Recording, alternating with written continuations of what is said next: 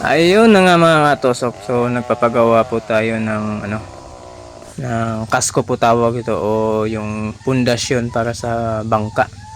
So gagawa tayo ng bangka o yung pambot, yung medyo malaki na. Nasa mga 10 meters mahigit yung haba ng bangka. So yung makina nito ay lagyan natin na 4D R5. Yan. So sana may makita tayong makina na 4D R5 yung ilagay natin. Ito yung kahoy yan, sobrang haba. So antipo po tawag nito na kahoy. At lanhan. So dalawa kasi itong dalawang klase na kahoy na antipo. Yung malapad na dahon, yun yung ano, yung medyo puti yung ano niya, yung laman ng kahoy.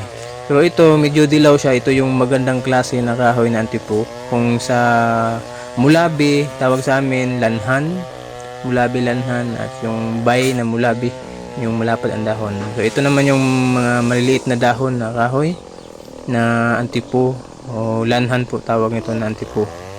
So matibay ito na antipo. Yan. Antipo tawag sa amin ito. Parang ito sobrang laki talaga. Mas malaki pa sa drum. Hindi kaya yan. So kita nyo po yan. Yan. Tinatapakan niya. Sobrang lapad at sobrang laki. So medyo malaki yung bangka, yung gagawin nating bangka. Para maraming makakasakay kung may mga vlogger man na dadayo sa atin na mag-sport fishing.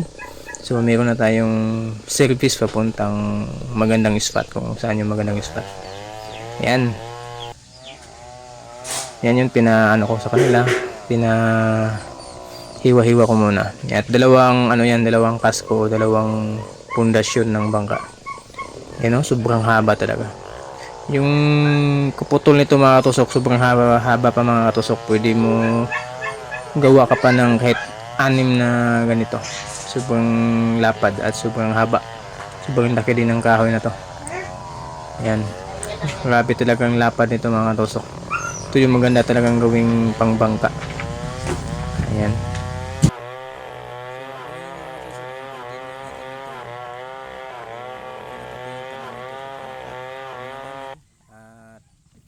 Para po matuyo, bago namin ito hakotin papuntang bahay. So patuyuin muna kahit 1 buwan para medyo magaan. Ayan. Grabe ang lapad ito mga katusok. So pwede talaga to pang dayo na kahit saan. Ayan. Oops, malapit na.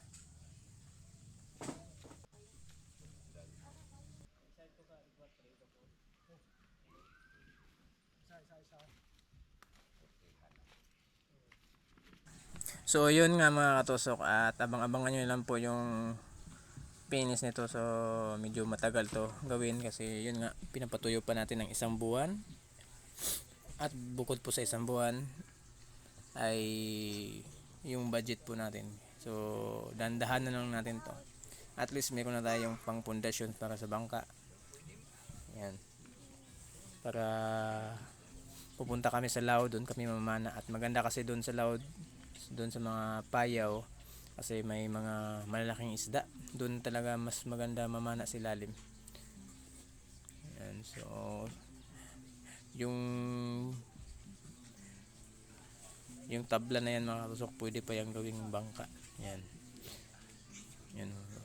So yung kaputol nito mga katusok, pwede yung gawing bangka na buo. Yung hindi na kailangan ng plywood, yung buo na lang, yung bubutasan mo na lang. At ipupurma mo ng bangka. Yun pwede. Kasi sobrang lapad talaga nito. Yan. Siguro ang lapad nito mga katusok halos nasa mga 30 o 30 inches kung meron kayong dyan, isukat nyo po kung meron kayo. Yan. Bali, pinupurma na namin kung anong design ng at haba.